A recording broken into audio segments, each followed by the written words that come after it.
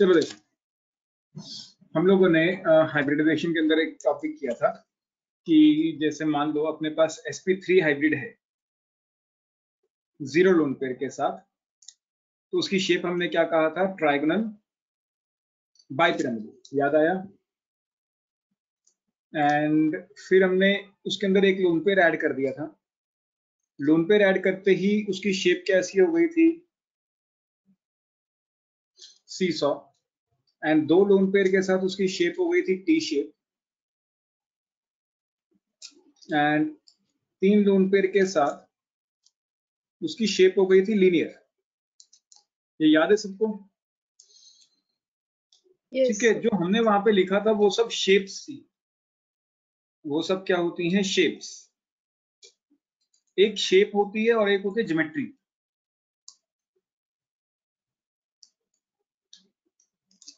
Geometry क्या होती है? जो जीरो लोन पेयर के साथ होती है। इन सबकी ज्योमेट्री ट्रायगोनल बाइपिरामिडल ही रहेगी। एक तो ये पॉइंट नोट करो वहां पे,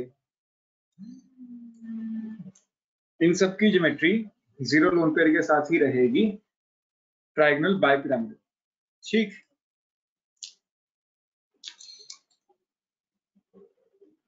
बोलो आदित्य।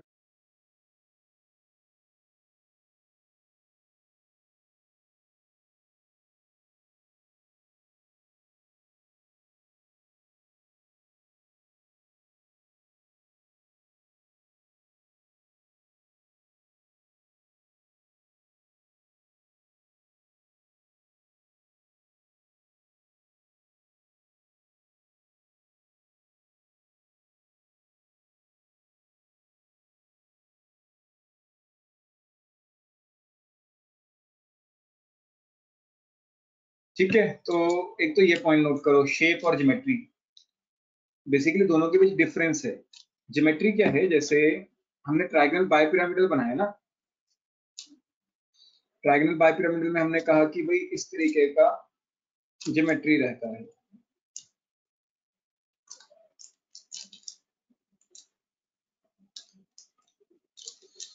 एंड फिर हमने एक लोन पेयर लगाया, तो लोन पेयर लगाने से उसकी शेप चेंज होगी। उसकी शेप तो क्या बन गई? T shape, seesaw. क्यों? क्योंकि हम लोन पेयर चेक नहीं करते हैं, जब हम शेप चेक करते हैं। लेकिन उसकी ज्योमेट्री तो अभी भी क्या है? हम जब डॉटेड डॉटेड बनाते हैं तो उसकी ज्योमेट्री तो अभी भी ट्रायगोनल बाइपिरामिडल ही है। तो ये थोड़ा ध्यान रखना कि उसकी ज्योमेट्री सेम रहती है, चाहे लोन पेयर आए चाहे ना आए, लेकिन उसकी शेप चेंज होती रहती है। फॉर एग्जाम्पल एक और हमने किया था कि अगर sp3 हाइब्रिड है, sp3 with zero lone pair, इसको हमने बोला था टेट्राहेड्रल। फिर हमने करा sp3 with one lone pair, उसको हमने बोला पिरामिडल।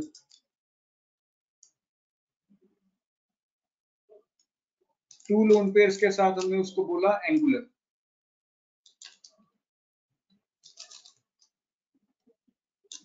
या बेंट या वी शेप। अब इन सब में भी जो ज्योमेट्री, ये तो सब शेप्स हैं, ये सब क्या हैं? शेप्स। अगर इसकी ज्योमेट्री की बात करें तो इन सब की ज्योमेट्री हमेशा टेट्राहेड्रल ही रहेगी। ठीक, कोई डाउट इसके अंदर? कभी कभार पूछ सकता है कभी भी, तो ये थोड़ा सा एक डिफरेंस पता होना चाहिए। और जब भी लोन पेयर नहीं होता है अपने पास, whenever lone pair is not present, lone pair is not present, तो हम उसको बोलते हैं परफेक्ट ज्योमेट्री। तो उसको हम क्या बोलते हैं? Perfect geometry. लेकिन अगर लोन पेयर आ जाता है तो whenever lone pair is present, when lone pair is present, तब हम उसको बोलते हैं distorted geometry. Distorted geometry. Distorted क्यों बोलते हैं? क्योंकि because of lone pair bond angle changes, bond angle क्या हो जाता है? चेंज हो जाता है, जिसके कारण ज्योमेट्री क्या हो जाती है? थोड़ी सी डिस्टॉर्ट हो जाती है। जैसे इसके अंदर लोन पेयर नहीं है, लोन पेयर नहीं है तो ये परफेक्ट ज्योमेट्री है,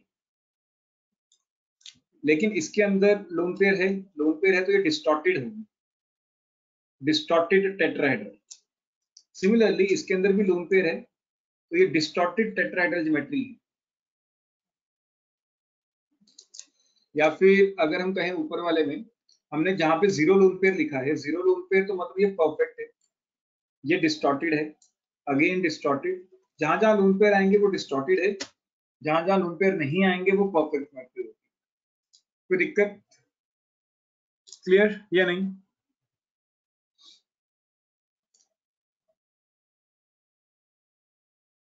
नोट कर लिया इसे? करें आगे?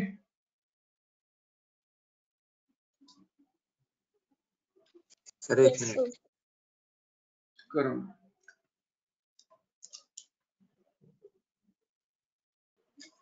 हेडिंग डालो बैक बॉन्डिंग।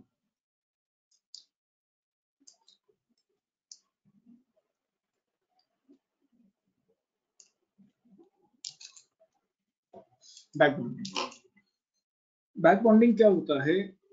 बेसिकली मान लो अपने पास एक एटम है, दो एटम्स हैं जिनके बीच हमने एक कोवलेंट बॉन्ड बनाया हुआ है, ठीक। इनके बीच बैक बॉन्डिंग तब होती है जब किसी एक एटम के पास वेकेंट ऑर्बिटल हो, किसी एक एटम के पास क्या होना चाहिए? वेकेंट ऑर्बिटल, और दूसरे के पास क्या होना चाहिए? Lone pair. Atom having vacant orbital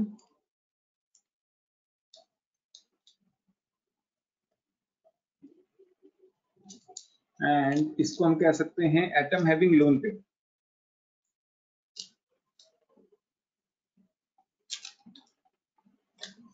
ठीक, तो बैक बॉन्डिंग तभी होती है जब तुमने दो एटम के बीच एक बॉन्ड बनाया हो, किसी एक एटम के पास वेकेंट ऑर्बिटल हो और दूसरे के पास क्या हो?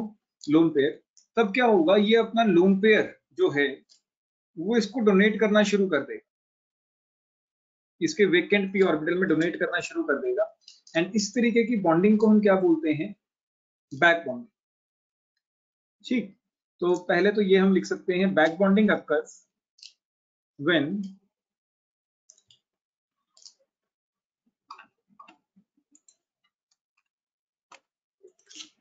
बैक बॉन्डिंग अकर्स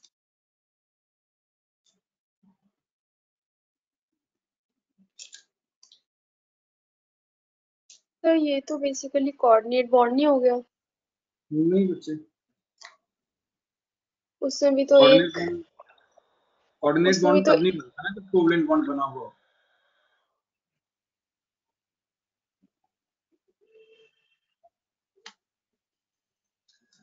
दोबारा से समझो, एक था आयनिक बॉन्ड।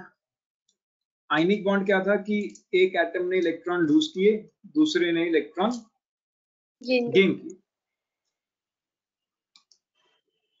एक एटम इलेक्ट्रॉन लूज करता है, दूसरा एटम इलेक्ट्रॉन गेन करता है। एंड एक होता था कोवलेंट बॉन्ड।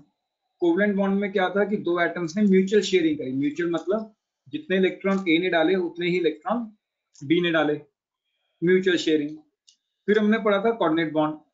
कोऑर्डिनेट बॉन्ड क्या था कि भाई एक एटम ने अपना लोन पेयर दूसरे एटम को दे दिया, ये कोऑर्डिनेट बॉन्ड था। अब है बैक बॉन्डिंग। बैक बॉन्डिंग एक अलग ही चीज है, समझो इसे। बैक बॉन्डिंग क्या है? बैक बॉन्डिंग तब होती है जब पहले से कोवलेंट बॉन्ड बना हुआ हो, ठीक है। कोवलेंट बॉन्ड बना हुआ होना चाहिए, किसी एक एटम के पास वेकेंट ऑर्बिटल होना चाहिए और दूसरे एटम के पास लोन पेयर होने चाहिए। तो क्या होगा अगर ये इलेक्ट्रॉन डेफिशिएंट हुआ? इलेक्ट्रॉन डेफिशिएंट नहीं होगा तब भी ये अपना इलेक्ट्रॉन किसको डोनेट करने लग जाएगा? इसके वेकेंट ऑर्बिटल में डोनेट करने लग जाएगा, एंड इस तरीके के बॉन्ड को हम क्या बोलते हैं? Back bonding. क्लियर? पहले से दो एटम्स के बीच एक बॉन्ड होना चाहिए, कोवलेंट बॉन्ड, एंड किसी एक एटम पे वेकेंट ऑर्बिटल होना चाहिए, दूसरे एटम पे क्या होना चाहिए, लोन पेयर। तब क्या होगा, ये अपना लोन पेयर इसके साथ शेयर करने लगेगा एंड इस तरीके की बॉन्डिंग को हम बोलेंगे बैक बॉन्डिंग। तो back bonding occurs when out of two atoms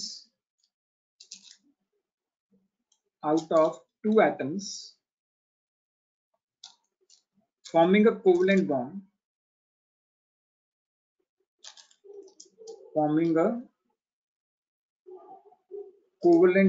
उनके बीच कोवलेंट बॉन्ड होना जरूरी है। Out of two atoms forming a covalent bond, one has vacant orbital,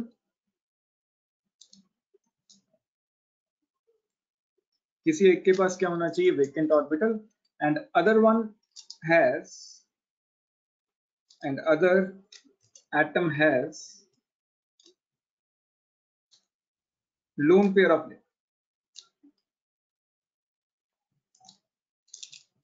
clear या नहीं, कोई भी डाउट? No sir.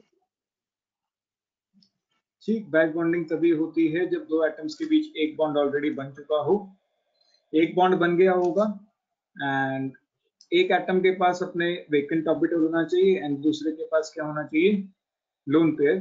तो क्या होगा, ये लोन पेयर डोनेट कर देगा अपना, किसको, मतलब शेयर करने लगेगा, एक्चुअली डोनेशन नहीं है, शेयर करने लगेगा हल्का हल्का, किसके साथ, एक के साथ। तो इस तरीके की बॉन्डिंग को हम क्या बोल रहे हैं, बैक बॉन्ड। अन्य कोई दिक्कत? आस्था, ज्योतिका, मानवी, साक्षी? सर एक बार फिर से बता दो। बच्चों देखो सिंपल है, एक कोवलेंट बॉन्ड बना हुआ है दो एटम्स के बीच, कोवलेंट बॉन्ड बना हुआ है, कम से कम दो एटम्स के बीच एक कोवलेंट बॉन्ड बनता है, उसमें से किसी एक एटम पे अपना वेकेंट पी ऑर्बिटल होना चाहिए, वेकेंट ऑर्बिटल होना चाहिए, एंड दूसरे एटम पे क्या होना चाहिए, एक लोन पेयर। तो ये अपना लोन पेयर शेयर करने लगेगा इस एटम के साथ जिसके पास ऑर्बिटल खाली पड़ा है, एंड इस तरीके के बॉन्ड को हम क्या बोल रहे हैं, बैक बॉन्डिंग। क्लियर, कोई दिक्कत? यस पक्का? यस ठीक, नोट करो इसे।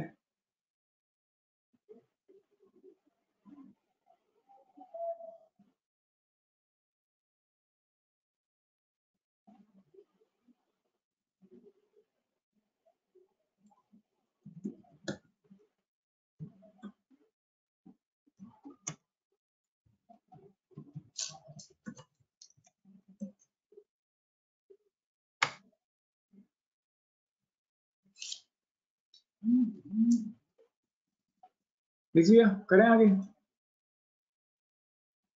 सर एक मिनट।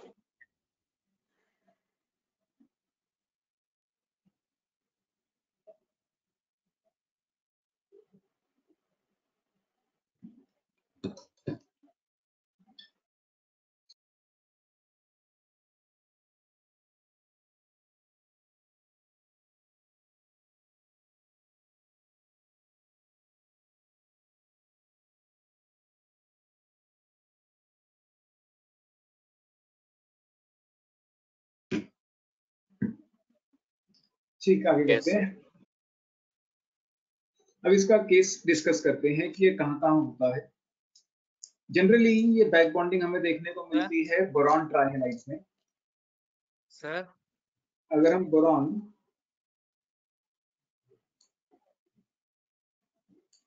ट्राइहेलाइड्स की बात करें, बोरॉन ट्राइहेलाइड्स के अंदर कोई भी हो सकता है, एक बोरॉन है और तीन हैलोजन लगे हैं,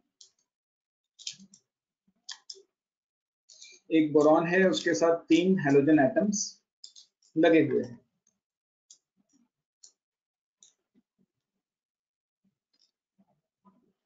कोई दिक्कत? अच्छा, बोरॉन की कॉन्फ़िगरेशन क्या होती है?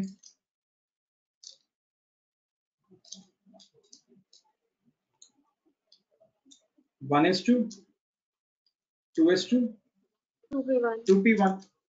अगर अभी देखें तो इसके पास एक है, एक ही अनपेड इलेक्ट्रॉन है, तो ये सिर्फ और सिर्फ एक ही कोवलेंट बॉन्ड बना सकता है। लेकिन इसने अगर तीन कोवलेंट बॉन्ड बनाए हैं तो मतलब हमने इस इलेक्ट्रॉन को यहाँ पे शिफ्ट किया होगा, जैसे हमने देखा था एक्साइटेड स्टेट कॉन्फ़िगरेशन में। ठीक, तो हम क्या करते हैं, इसके एक्साइटेड स्टेट कॉन्फ़िगरेशन लिख देते हैं। अगर एक्साइटेड स्टेट कॉन्फ़िगरेशन की बात करें, हमने क्या किया, एक इलेक्ट्रॉन उठा के यहां से 2p में डाल दिया और 2p में 2 इलेक्ट्रॉन हो गए। तो अब इसके पास 3 अनपेड इलेक्ट्रॉन्स हैं, 3 अनपेड इलेक्ट्रॉन्स हैं, तो ये 3 कोवेलेंट बॉन्ड आराम से बना लेगा। लेकिन अभी भी इसके पास एक वेकेंट p ऑर्बिटल है। इसके पास अभी भी क्या है, एक वेकेंट p ऑर्बिटल। ठीक है, इसके पास अभी भी क्या है, एक वेकेंट p ऑर्बिटल है जो खाली पड़ा है। और हमें पता है हर एक हैलोजन के पास 3-3 लोन पेयर होते हैं। हर एक हैलोजन के पास क्या होता है, 3-3 लोन पेयर्स रहते हैं।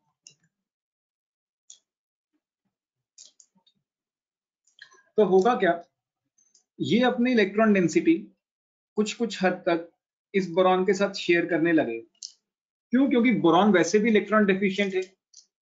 बोरॉन एक तो अभी 6 इलेक्ट्रॉन्स हैं इन सराउंडिंग, तो अभी ये ऑक्टेट डेफिशिएंट है।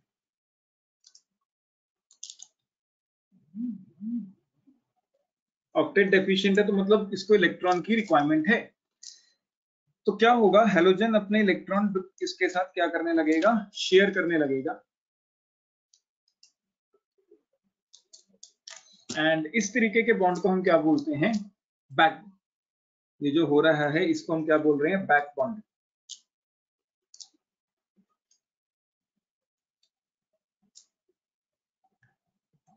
सर एक ही करेगा ना हैलोजन, या तीनों करेंगे?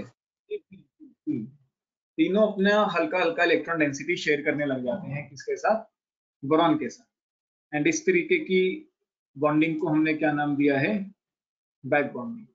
क्लियर? एंड अच्छा, हैलोजन का अब डिफरेंट डिफरेंट हैलोजन हो सकते हैं। जैसे अगर मैं हैलोजन बेस क्लासिफाई करूं, मान लो एक बार मैंने लगाया फ्लोरीन BF3, एक बार मैंने फ्लोरीन की जगह लगा दिया क्लोरीन,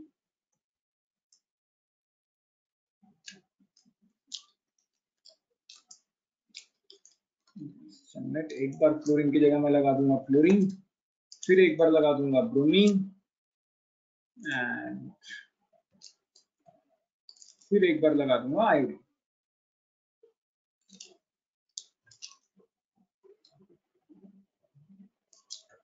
एक बार मैंने लगाया फ्लोरीन, एक बार मैंने लगा दिया यहाँ पे क्लोरीन, एक बार लगा देते हैं ब्रोमीन, और एक बार हम लगा देते हैं आयोडीन।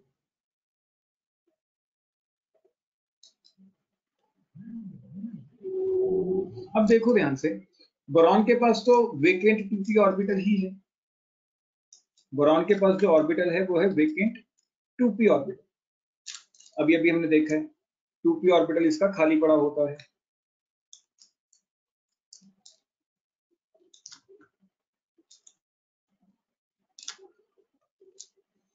यहाँ पे भी वेकेंट 2p ऑर्बिटल। लेकिन अगर हम हैलोजन की बात करें तो फ्लोरीन से शुरू करें तो फ्लोरीन की कॉन्फ़िगरेशन क्या होती है, हीलियम 2s2 2p5। मतलब इसका जो लोन पेयर है वो p ऑर्बिटल से आएगा, एंड p ऑर्बिटल भी कौन सा, 2p ऑर्बिटल। इसका जो लोन पेयर पड़ा है ये भी किसमें पड़ा है, 2p ऑर्बिटल्स में पड़े हैं। जबकि क्लोरीन के केस में वो 3p में चला जाएगा, क्योंकि नीचे चला गया है तो पीरियड नंबर बढ़ गया है तो 3p में चला जाएगा। एंड ब्रोमीन के केस में अब वो जो लोन पेयर ऑफ इलेक्ट्रॉन्स हैं अपने,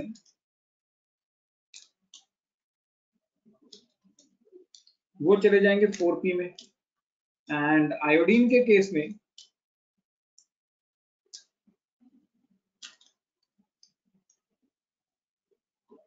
ये इलेक्ट्रॉन्स चले जाएंगे 5p में। अब शेयरिंग तो होनी ही होनी है। फ्लोरीन क्या करेगा, इनके साथ इलेक्ट्रॉन्स शेयर करने वाला है, ये तो अपने को पता है। लेकिन मुझे बता सकते हो कि क्या किसमें बैक बॉन्डिंग ज्यादा अच्छी होगी, किसमें बैक बॉन्डिंग थोड़ी सी वीक हो जाएगी? बैक बॉन्डिंग तो सब में होगी, क्योंकि बोरॉन तो सब में ही इलेक्ट्रॉन डेफिशिएंट है। ठीक, तो शायद बैक से बॉन्डिंग पहले क्या है? बैक बॉन्डिंग के अंदर एक एटम अपने को चाहिए था जिसके अंदर वेकेंट ऑर्बिटल हो, वो बोरॉन है। एंड उसके साइड में एक एटम चाहिए था जिसके पास लोन पेयर, हैलोजन के पास लोन पेयर होता है। तो बैक बॉन्डिंग तो हर एक में हो रही है। मुझे ये बताओ कि बैक बॉन्डिंग स्ट्रॉन्ग किस में है एंड वीक किस में है? तो फ्लोरीन में सबसे ज्यादा स्ट्रांग होगी। देखो, अगर हम यहाँ पे ध्यान से देखें तो डिफरेंस कहाँ आ रहा है? इसमें डिफरेंस नहीं है। 2p का इलेक्ट्रॉन 2p में ही शेयर हो रहा है एक तरह से। यहाँ पे 3p का शेयर हो रहा है 2p के साथ, 4p का शेयर हो रहा है 2p के साथ, 5p का शेयर हो रहा है 2p के साथ। तो जैसे जैसे हम इस साइड पे मूव कर रहे हैं तो साइज डिफरेंस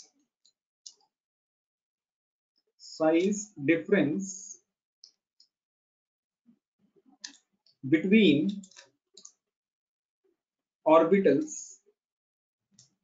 showing back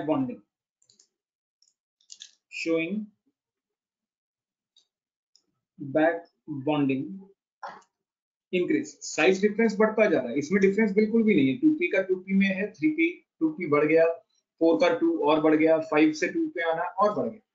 तो जैसे जैसे साइज डिफरेंस बढ़ता जाएगा बैक बॉन्डिंग कम होती जाएगी। जैसे जैसे साइज डिफरेंस बढ़ता जाएगा बैक बॉन्डिंग कम होती जाएगी। ठीक, कोई दिक्कत यहाँ तक? सर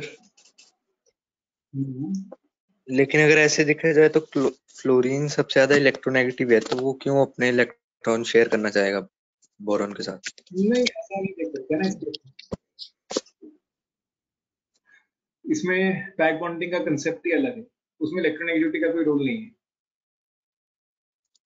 अच्छा, ठीक है सर। कोई दिक्कत? साक्षी, मानवी? सर एक सेकंड नोट कर रही हूँ।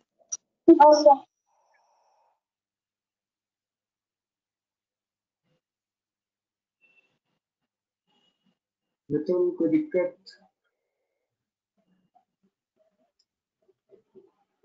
प्रियांशु, हम केमिकल बॉन्डिंग ही कर रहे हैं।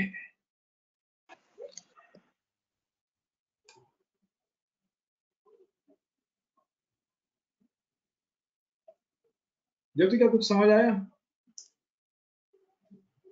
Yes sir. ज्योति, का बोरॉन फ्लोरीन का बॉन्ड सबसे स्ट्रांग होगा या बोरॉन आयोडीन का बॉन्ड सबसे स्ट्रांग होगा? Sir boron and fluorine. क्योंकि एक एक्स्ट्रा बॉन्ड बन रहा है बैक बॉन्डिंग। तो जैसे जैसे बैक बॉन्डिंग कम हो रही है तो हम ये भी कह सकते हैं कि बॉन्ड स्ट्रेंथ भी कम होती जा रही है। बॉन्ड स्ट्रेंथ कम होगी तो बॉन्ड लेंथ बढ़ेगी।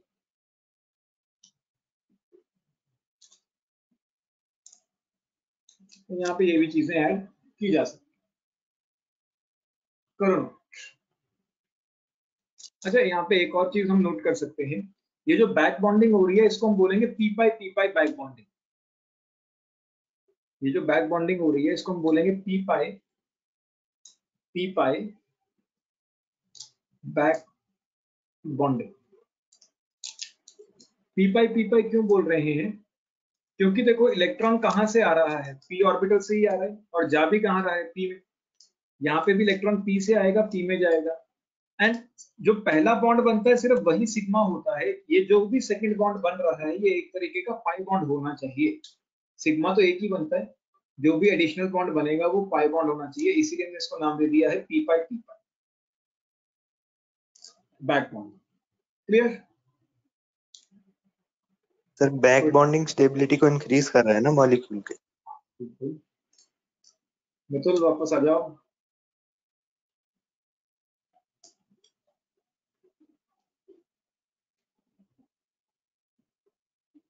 करें आगे?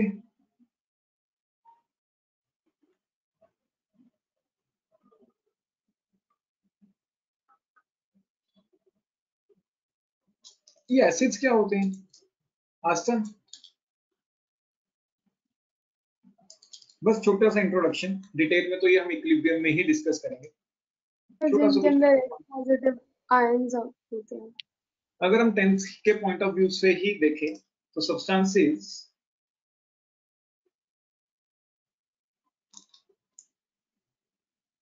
which donate H+, ऐसी चीजें जो H+ डोनेट करती हैं उनको हम एसिड्स बोलते हैं। जैसे HCl है, HCl को जब हम पानी में डालते हैं, when dissolved in water,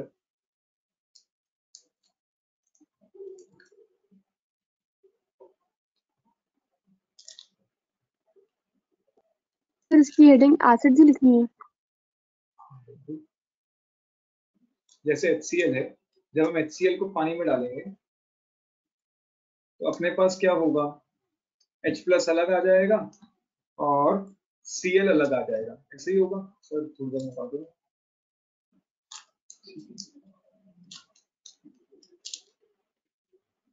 तो H+ अलग हो जाएगा और Cl अलग हो जाएगा। HCl को पानी में डालते ही H+ अलग, Cl अलग। तो क्योंकि HCl को पानी में डालने से अपने को H+ मिल रहा है, तो HCl एक एसिड होता है। ऐसे ही किया है या नहीं?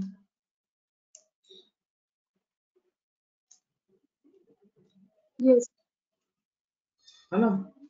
तो इसको हम बोलते हैं आर्हीनियस एसिड। आर्हीनियस की डेफिनेशन थी ये, आर्हीनियस एसिड्स। ऐसे एसिड्स जो पानी में डिसॉल्व करने पे H+ देते हैं, उनको हम आर्हीनियस एसिड्स बोला करते हैं। अगर हम इस डेफिनेशन के अकॉर्डिंग चलें, एक है अपने पास HF, एक है HCl, एक है HBr और एक है HR। बताओगे कौन सा एसिड स्ट्रॉन्ग है और कौन सा एसिड वीक है?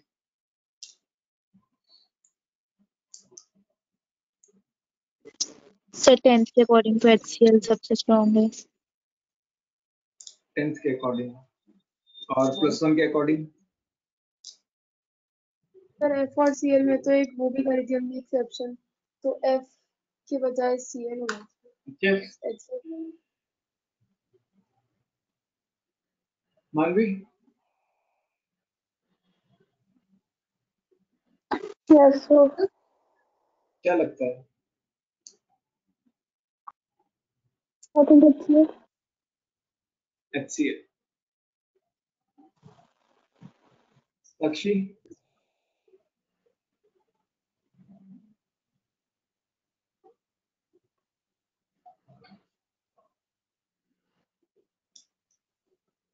चलो देखो, अगर कोई भी चीज जल्दी H+ रिलीज करेगी तो वो अच्छी एसिड होगी। एसिड क्या है जो एक H+ रिलीज कर रही है चीज, है ना? तो मोर easily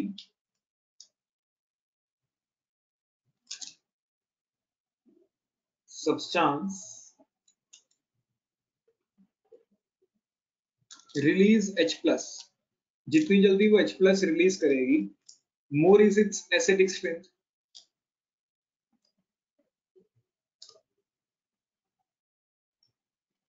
more is it's acidic strength. अब जब हम नीचे जा रहे हैं, यहाँ पे देखो हाइड्रोजन का कौन सा ऑर्बिटल यूज हुआ है 1s बॉन्डिंग के अंदर, और फ्लोरीन का कौन सा ऑर्बिटल यूज हुआ है 2p। तो मैं इसको कह सकता हूँ ये 1s 2p ओवरलैप से बना बॉन्ड है। ये बॉन्ड कैसा है? हाइड्रोजन का तो 1s ही है, लेकिन क्लोरीन का कौन सा ऑर्बिटल यूज हुआ 3p। HBr में हाइड्रोजन का तो 1s ऑर्बिटल है, लेकिन ब्रोमीन का कौन सा ऑर्बिटल यूज हुआ 4p। एंड आयोडीन में 1s 5। तो जैसे जैसे हम नीचे जा रहे हैं, साइज डिफरेंस बढ़ता जा रहा है। Size difference between orbitals forming the bond, ये बढ़ता जा रहा है। जैसे जैसे हम नीचे जा रहे हैं, size difference between the orbitals forming the bond बढ़ता जा रहा है। अगर साइज डिफरेंस बढ़ता जाएगा तो बताओ बॉन्ड स्ट्रॉन्ग होगा या वीक? फिर HI वीक होगा। वीक होगा। तो hence वीक होगा। bond is getting weak, bond weak होता जा रहा है।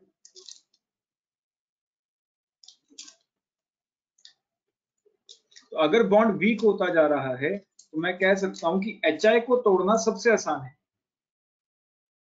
इजिली क्लीव्ड या ब्रोकन।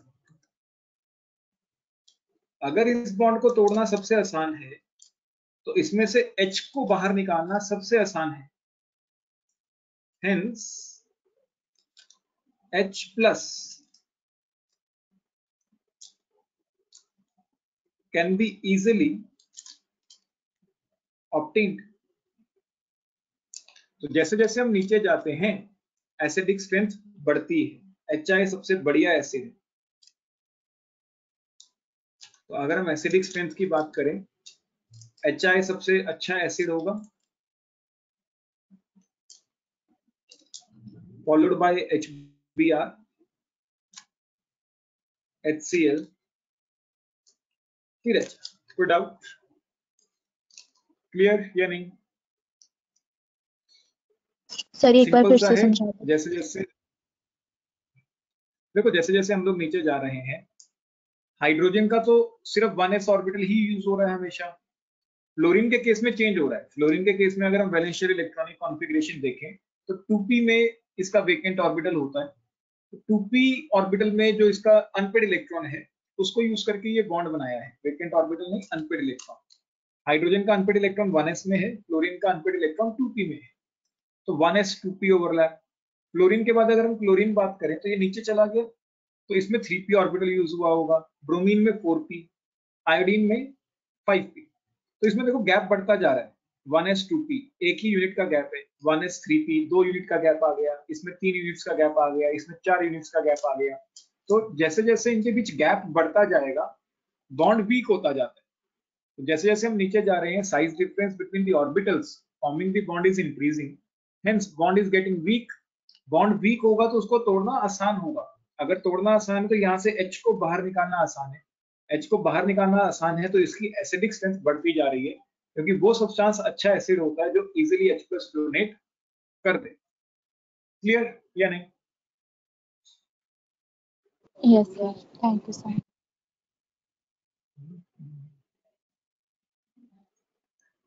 लिख लिया सबने? कोई दिक्कत किसी को?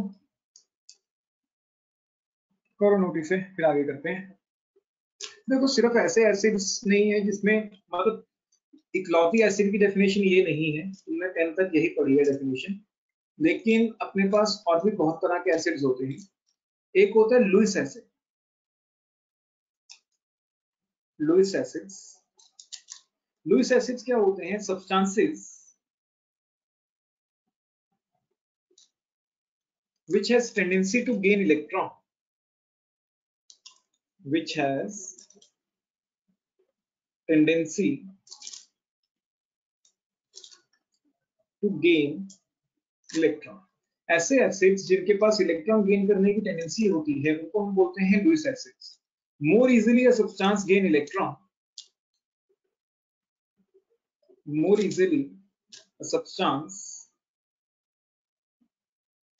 gain electron, better is its acidic state।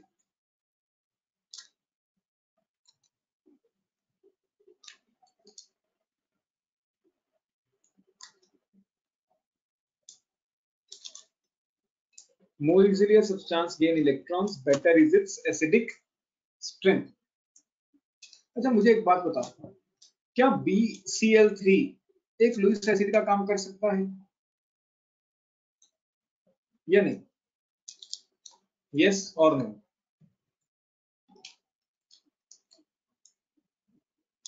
Yes sir. देखो बोरॉन के आसपास अगर हम देखें तो अभी भी इसके पास 6 इलेक्ट्रॉन्स हैं इन इमीडिएट सराउंडिंग।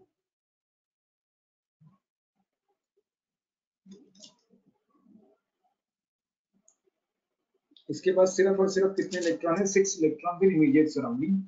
तो ये अच्छे खासे इलेक्ट्रॉन गेन कर सकता है क्योंकि ये अभी भी ऑक्टेट डेफिशिएंट है। ऑक्टेट डेफिशिएंट है, ऑक्टेट डेफिशिएंट है तो can gain electron.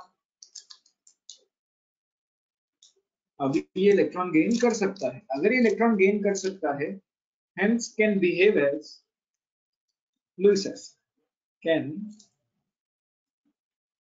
behave as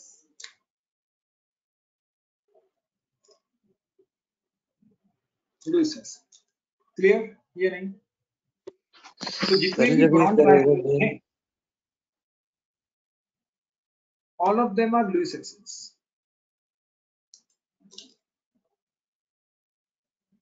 बोलो तरंग। सर ये आयन बन जाएगा ना, मतलब एज अ होल।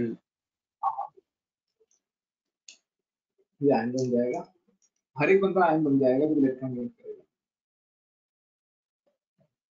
यहाँ तक कोई डाउट किसी को भी? ऐसी चीजें जो इलेक्ट्रॉन गेन करने की टेंडेंसी रखती हैं उनको हम एसिड्स बोलते हैं, लुईस एसिड्स। एंड जो चीज जितनी जल्दी इलेक्ट्रॉन गेन करेगी उतना अच्छा एसिड होगी। अगर हम बोरॉन ट्राइहैलाइड्स का एग्जांपल लेते हैं तो बोरॉन का ऑक्टेट पूरा नहीं होता है, इमीडिएट सराउंडिंग में सिर्फ और सिर्फ 6 ही इलेक्ट्रॉन है, तो अभी भी ऑक्टेट डेफिशिएंट है और इसको इलेक्ट्रॉन चाहिए। तो कैन गेन इलेक्ट्रॉन अगर कहीं से मिल जाए तो गेन कर लेगा, can behave as Lewis acid. जितने भी बोरॉन ट्राइहैलाइड्स होते हैं all of them are Lewis acids. Clear यहाँ तक कोई डाउट?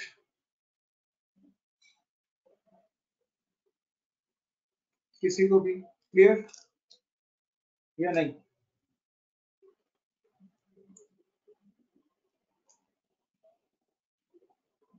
एक बार BCl3 का फिर से बताना।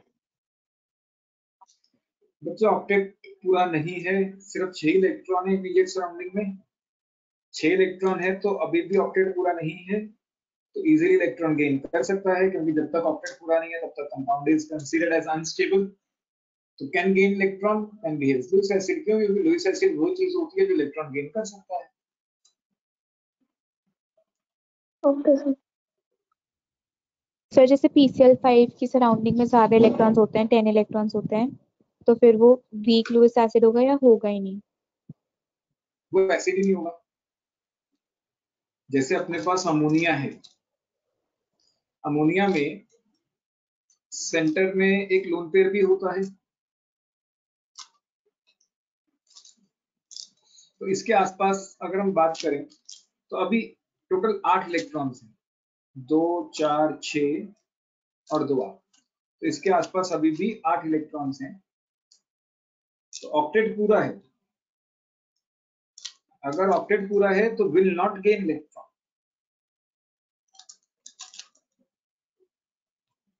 तो नॉट अ लुईस एसिड। जब 8 वाला गेन नहीं करेगा तो 8 से ज्यादा वाला कैसे करेगा? क्लियर? Yes sir.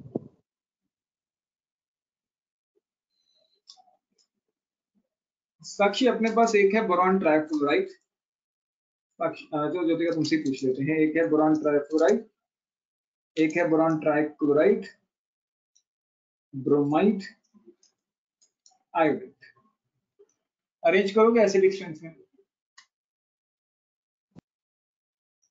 जो जल्दी इलेक्ट्रॉन गेन करेगा वो अच्छा एसिड होगा। इन तीनों में से सबसे जल्दी कौन इलेक्ट्रॉन गेन करेगा? BF3। क्यों? और सबसे ज्यादा क्योंकि नेगेटिव होगा। सर जिस क्लोरीन ऑर्डर सबसे में आपने ज्यादा लिखा वो डिसेंडिंग ऑर्डर है। और कोई? करणवीर? सर Bi3 होना चाहिए। मानवी? सर रीजन ट्राई करो। यांशु? तो मैं ट्राई करूँ एक बार। हाँ बिल्कुल। सो मुझे भी ऐसे ही लगता है कि Bi3 होगा, क्योंकि उसका बॉन्ड बहुत वीक है। तो बी तो हमने कौन से यहाँ बॉन्ड बोला है? नहीं सर, बॉन्ड वीक है तो बी इलेक्ट्रॉन गेन कर लेगा ना किसी हमने और ऐसा उससे। हमने ऐसा तो कहीं नहीं लिखा कि अगर बॉन्ड वीक हो तो इलेक्ट्रॉन गेनिंग टेंडेंसी बढ़ जाती है, या लिखा है?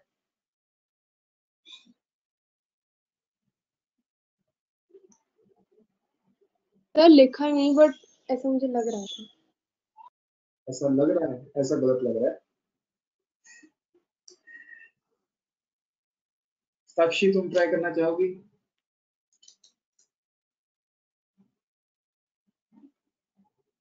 BCl3 क्यों? क्योंकि क्लोरीन जल्दी इलेक्ट्रॉन गेन करता है। yes sir नहीं बच्चे, यहाँ पे क्लोरीन तो स्टेबल है ना, यहाँ पे क्लोरीन ने तो इलेक्ट्रॉन नहीं गेन करने हैं, बोरॉन ने इलेक्ट्रॉन गेन करने हैं, क्योंकि बोरॉन का ऑक्टेट पूरा नहीं है। जिसका ऑक्टेट पूरा नहीं है वही इलेक्ट्रॉन गेन करेगा ना। बोरॉन का ऑक्टेट पूरा नहीं है तो बोरॉन इलेक्ट्रॉन गेन करेगा। 6 इलेक्ट्रॉन्स हैं, ऑक्टेट डेफिशिएंट है तो बोरॉन इलेक्ट्रॉन गेन करेगा। क्लोरीन का तो कोई रोल ही नहीं पैदा हुआ वहां पे इलेक्ट्रॉन गेनिंग में। आएगा रोल एसिडिक स्ट्रेंथ में, लेकिन इलेक्ट्रॉन तो ये नहीं गेन कर रहा। अभी तक जो एक छोटा सा रीजन सही लगता है वो ये है कि boron try and chlorine being electronegative है तो इसके ऊपर पार्शियल नेगेटिव आएगा और इसके ऊपर पार्शियल पॉजिटिव आएगा। तो अगर पॉजिटिव चार्ज बढ़ेगा तो इलेक्ट्रॉन गेनिंग टेंडेंसी बढ़ेगी, जो अभी तक एक रीजन बीच में पता नहीं किसी ने दिया था, शायद किसने दिया था?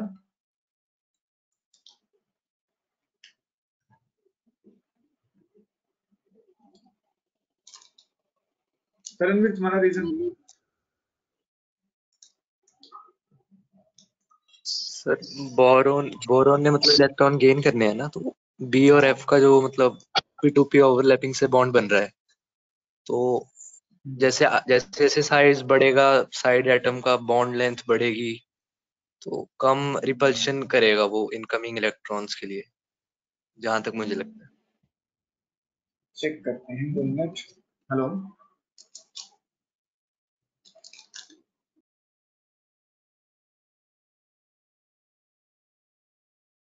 इसका असली रीजन कहां से आता है? ये मैंने टॉपिक क्यों उठाया? क्योंकि मैंने बैक बॉन्डिंग कराया। देखो यहाँ पे हमने बैक बॉन्डिंग किया, हमने कहा कि इसकी बैक बॉन्डिंग अच्छी हो रही है, बैक बॉन्डिंग हो रही है अच्छी, तो इसको जितने इलेक्ट्रॉन चाहिए थे उससे फ्लोरीन से मिल गए हैं, तो इसका जो इलेक्ट्रॉन डेफिशिएंसी था वो काफी हद तक कंपनसेट हो चुका है।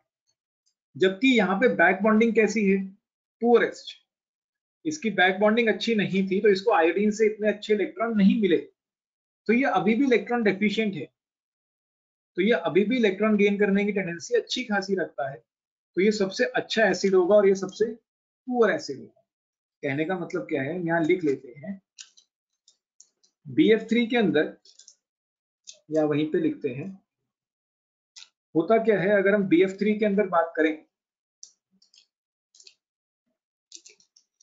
इलेक्ट्रॉन डेफिशिएंट नेचर ऑफ या electron deficiency of boron is highly compensated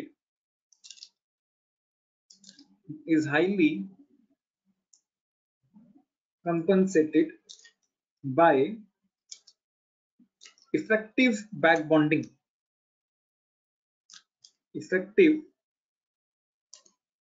back bonding, and hence boron is no more electron deficient.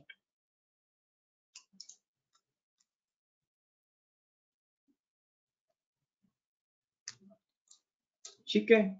जबकि अगर Bi3 की बात करें, Bi3 की अगर हम बात करते हैं तो back bonding was poor, back bonding कैसी थी?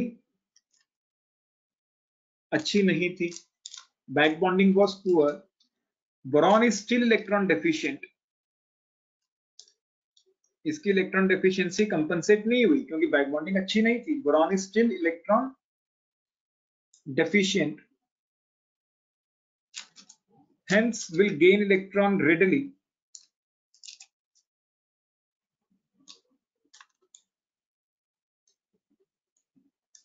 ये इलेक्ट्रॉन फटाफट गेन कर लेगा, hence a good acid।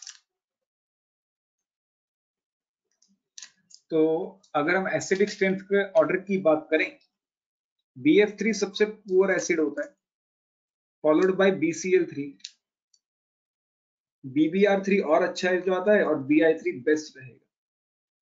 Clear या नहीं? कोई भी डाउट?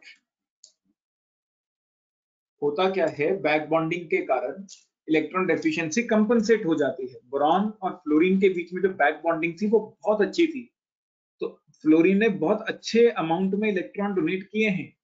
अगर अच्छे अमाउंट में इलेक्ट्रॉन डोनेशन हुई है तो बोरॉन की जो इलेक्ट्रॉन डेफिशिएंसी थी वो काफी हद तक कंपनसेट हो गई है। अब ये इलेक्ट्रॉन डेफिशिएंट नहीं रहा। लेकिन आयोडीन के केस में क्या है कि बैक बॉन्डिंग इतनी एफिशिएंट नहीं थी, तो इसकी इलेक्ट्रॉन डेफिशिएंसी अभी भी कंपनसेट नहीं हुई है, अभी भी ये इलेक्ट्रॉन का भूखा है, तो इसको इलेक्ट्रॉन चाहिए, तो ये बाहर से फटाफट इलेक्ट्रॉन गेन करेगा, तो एक अच्छा एसिड माना जाएगा। क्लियर या नहीं?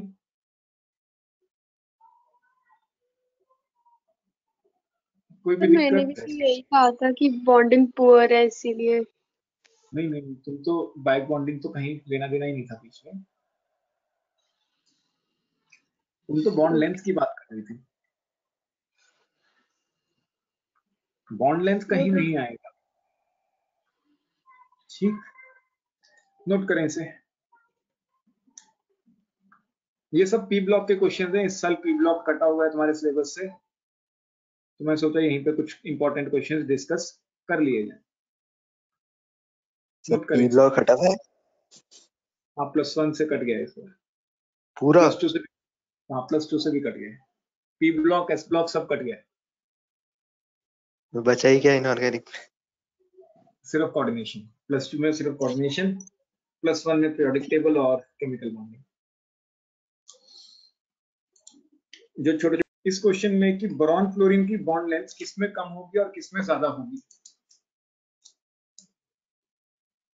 एक है BF3 और एक है BF4 माइनस, तो किसमें बॉन्ड लेंथ कम होगी, किसमें बॉन्ड लेंथ ज्यादा रहेगी, बताओ।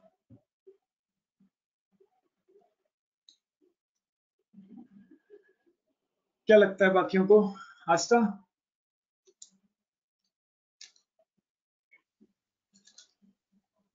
सर मैं सोच रही थी अभी। Jyotika? Sir, I have no idea. Priyanshu?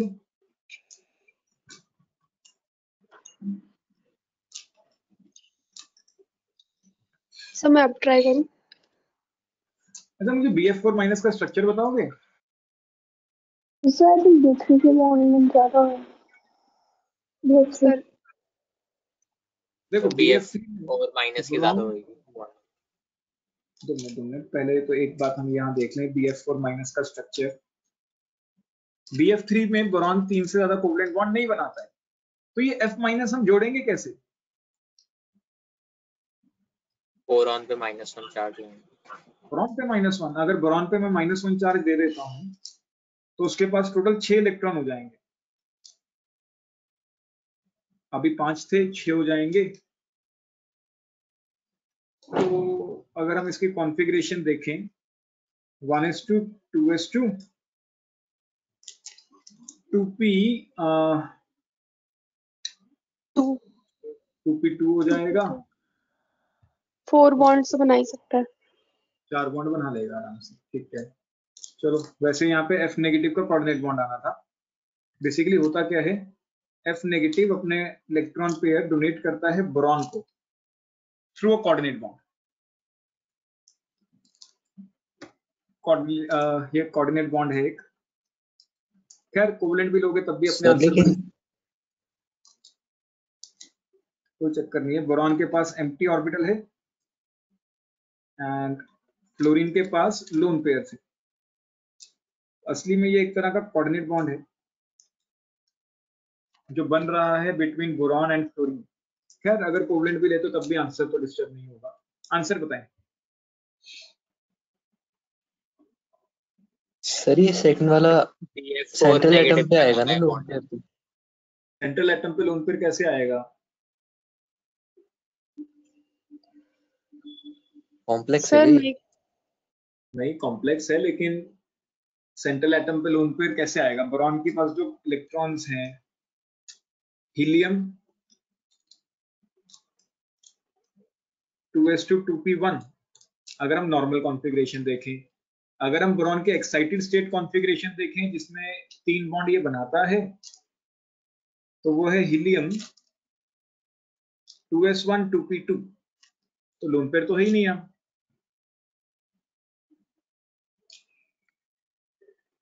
नहीं सर, नेगेटिव चार्ज की वजह से एक इलेक्ट्रॉन उसके नेगेटिव पी चार्ज में की चले वजह से जाएगा। इलेक्ट्रॉन और आ गया, लेकिन वो एक ही इलेक्ट्रॉन आया ना। अगर वो इलेक्ट्रॉन तुम 2s में डालोगे तो बात नहीं चलेगी। अगर 2s में डालोगे तब तो फिर 2 ही अनपेड इलेक्ट्रॉन बचे, वो बात बनेगी नहीं। तो हमें डालना तो वो 2p में ही पड़ेगा ताकि अनपेड इलेक्ट्रॉन चेंज ना हो। तब ये 4 कोवलेंट बॉन्ड बना लेगा। लोन पेयर बोरॉन के पास कभी नहीं होता है, थोड़ा ध्यान से। हाँ सर, लोन पेयर मैं नहीं ट्राई लेकिन करूँ 4 बॉन्ड तो बनाएगा। हाँ, अगर कोवलेंट बनाएगा तो बोरॉन को हमें चार्ज करना होगा। असली में बोरॉन चार्ज नहीं होता है, F नेगेटिव आता है, कोऑर्डिनेट बॉन्ड के थ्रू इलेक्ट्रॉन डोनेट करता है। ऐसा स्ट्रक्चर एग्जिस्ट नहीं करता है। याद रखना पड़ेगा स्ट्रक्चर इसका। चलो खैर, आंसर बताओ। तो मैं एक बार ट्राई करूं। तो BF4- में 4 बॉन्ड्स हैं, तो बॉन्ड पर रिपल्शन होंगी। अच्छा, मतलब ज्यादा बॉन्ड है तो बॉन्ड पर रिपल्शन होंगी, और BF3 में कम बॉन्ड पर रिपल्शन होंगी। तो BF3 वाला जो बॉन्ड होएगा वो ज्यादा स्ट्रॉन्ग होगा, तो उसकी बॉन्ड लेंथ कम होगी। तो मुझे ऐसा लगता है कि BF4- की बॉन्ड लेंथ ज्यादा होगी। और कोई ट्राई करना चाहेगा? सर मैं करूँ ट्राई। बिल्कुल। सर BF4 नेगेटिव के पास इमीडिएट सराउंडिंग में 8 इलेक्ट्रॉन हो जाएंगे, तो उसके बाद ऑक्टेट कंप्लीट हो जाएगा। तो उसके ऊपर जो बैक बॉन्डिंग होगी वो कम होगी, इसलिए उसकी स्ट्रेंथ भी कम होगी, तो उसका बॉन्ड लेंथ ज्यादा होगा। इसका ऑक्टेट पूरा है। ऑक्टेट पूरा है तो कोई भी बैक बॉन्डिंग नहीं होने वाली है यहाँ पे, क्योंकि ऑर्बिटल ही नहीं बचा ना। No orbital. पहले वेकेंट ऑर्बिटल था, लेकिन अब वेकेंट ऑर्बिटल नहीं है। और हमने बैक बॉन्डिंग की कंडीशन ही क्या रखी थी कि वेकेंट ऑर्बिटल होना चाहिए। अगर वेकेंट ऑर्बिटल ही नहीं है तो बैक बॉन्डिंग का कोई भी चांस नहीं है, ठीक। जबकि यहाँ पे वेकेंट ऑर्बिटल है, बैक बॉन्डिंग बड़े मजे से हो रही है। तो अगर बैक बॉन्डिंग हो रही है तो इसकी बॉन्ड स्ट्रेंथ अच्छी खासी होगी, या ये कहे बॉन्ड लेंथ कम होगी। बैक बॉन्डिंग हो रही है, बैक बॉन्डिंग हो रही है तो जिसके कारण बोरॉन फ्लोरीन का जो बॉन्ड लेंथ है वो कम हो जाएगा, ठीक। तो बॉन्ड लेंथ की अगर हम बात करें, BF4- में बॉन्ड लेंथ ज्यादा है एंड BF3 में बॉन्ड लेंथ कम होती है। क्लियर या नहीं? कोई डाउट?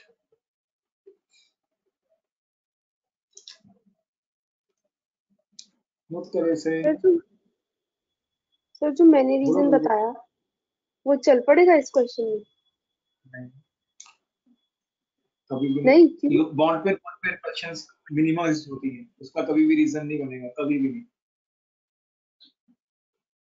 वो सिर्फ लोन बॉन्ड एंगल को चेंज करती है।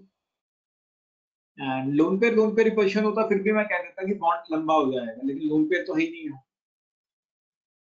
लोन पे रिपल्शंस कभी करना चाहो तो आंसर कर सकते हो उनको यूज करके। कभी भी बॉन्ड पे रिपल्शंस इफेक्ट नहीं डालती है किसी चीज को, क्योंकि वो सबसे कम रिपल्शन होती है, तो उसको हम कभी भी रीजनिंग में नहीं लेते।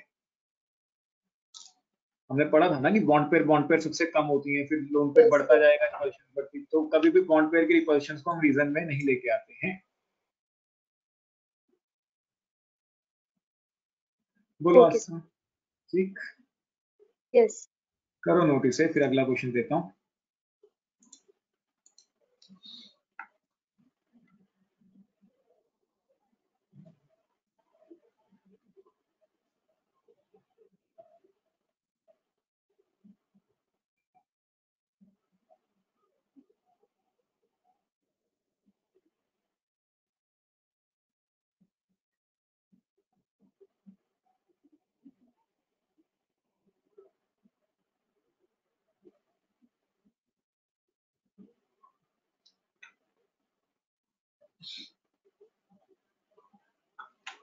जैसे हमने एसिड की बात की ना, चलो पहले नोट करो फिर आगे।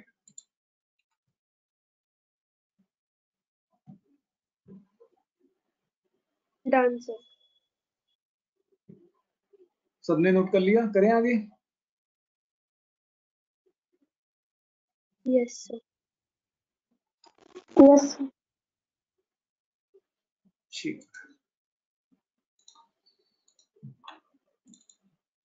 जैसे हमने एसिड कहा कि लुईस एसिड क्या है? Electron donor. ऐसे ही अपने पास एक लुईस बेस होता है। ये सब चीजें हम इक्विलिब्रियम में डिस्कस करेंगे, लेकिन वहां पे डेफिनेशंस तो यही रहेंगी, लेकिन कंसेप्ट्स ये नहीं होंगे। मतलब यहाँ पे केमिकल बॉन्डिंग के अकॉर्डिंग कर रहे हैं। लुईस बेस क्या होता है? Electron donor. जैसे लुईस एसिड था इलेक्ट्रॉन एक्सेप्टर, ये इलेक्ट्रॉन डोनर होता है। Substance which donate electron easily,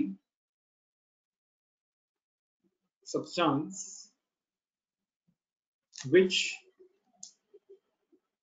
donate electron easily is a better base.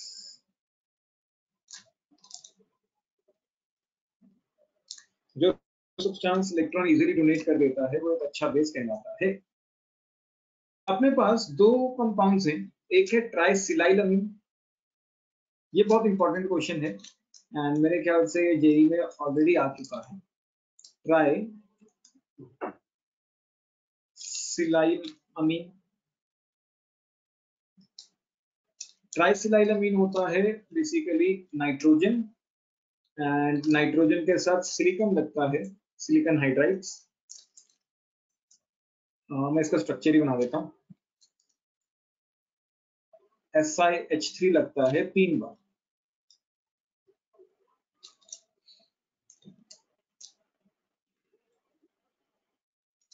ये है ट्राइसिलाइलमीन। और एक है ट्राइमिथाइलमीन।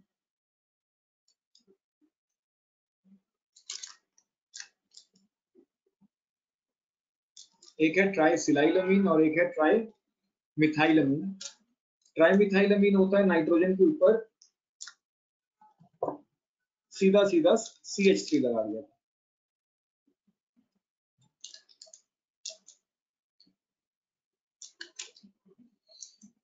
मुझे इसकी शेप्स बताओगे, क्या शेप्स रहेंगी?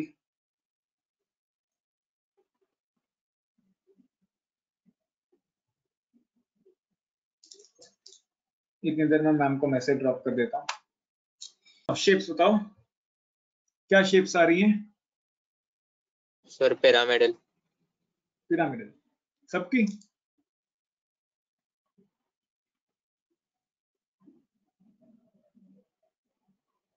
सबकी पिरामिड आ रही है। एन की पिरामिडल आ रही है। एन की पिरामिडल आ रही है, मतलब नाइट्रोजन की ही चेक करनी है।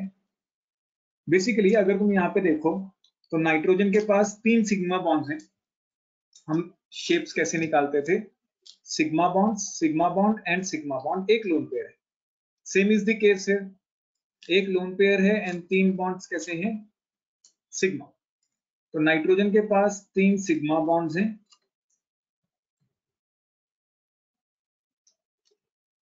एंड एक लोन पेयर है। ठीक, 3 सिग्मा बॉन्ड एक लोन पेयर, तो हाइब्रिडाइजेशन क्या हो गई? sp3 with 1 lone pair. तो शेप कैसी हो गई?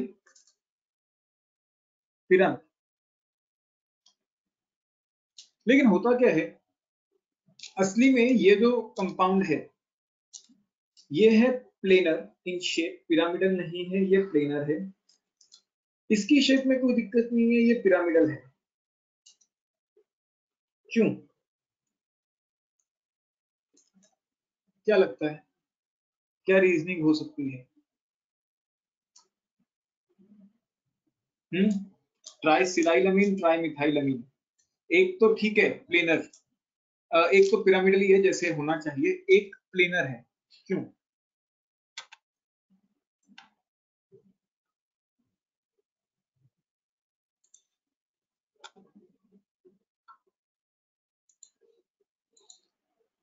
कोई एक बच्चा?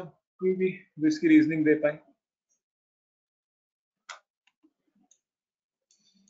देखो सर इसमें अगर हम इसको थोड़ा बैक बॉन्डिंग हो जाएगी SiS3 और बैक इसमें ट्राइसिलाइलमीन में।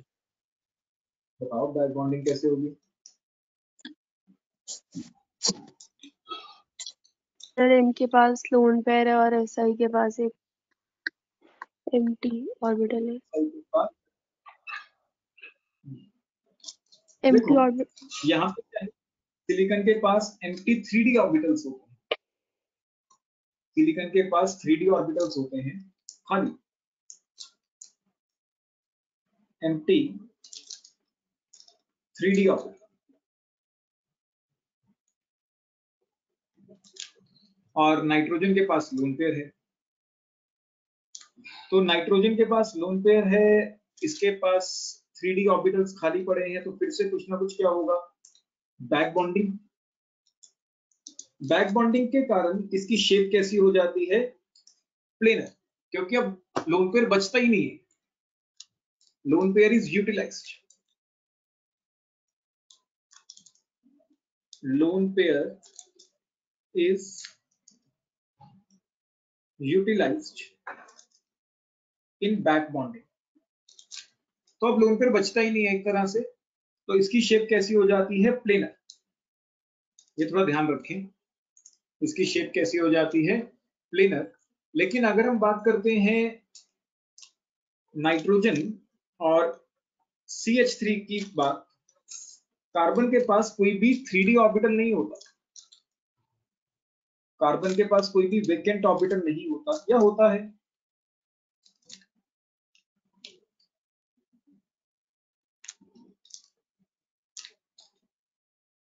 No vacant orbital,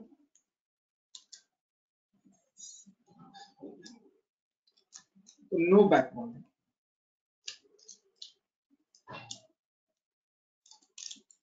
clear? कोई डाउट? समझ आया या नहीं?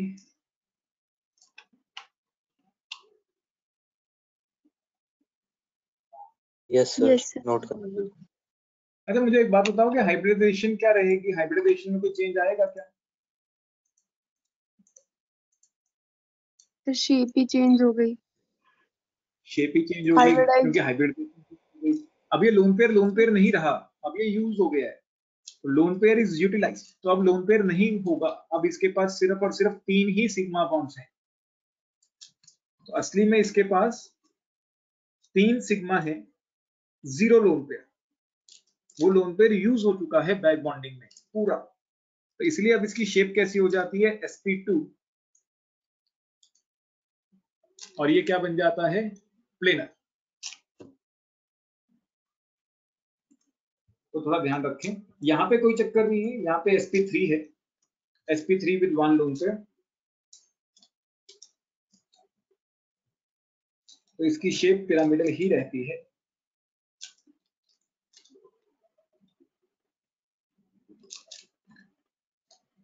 ठीक,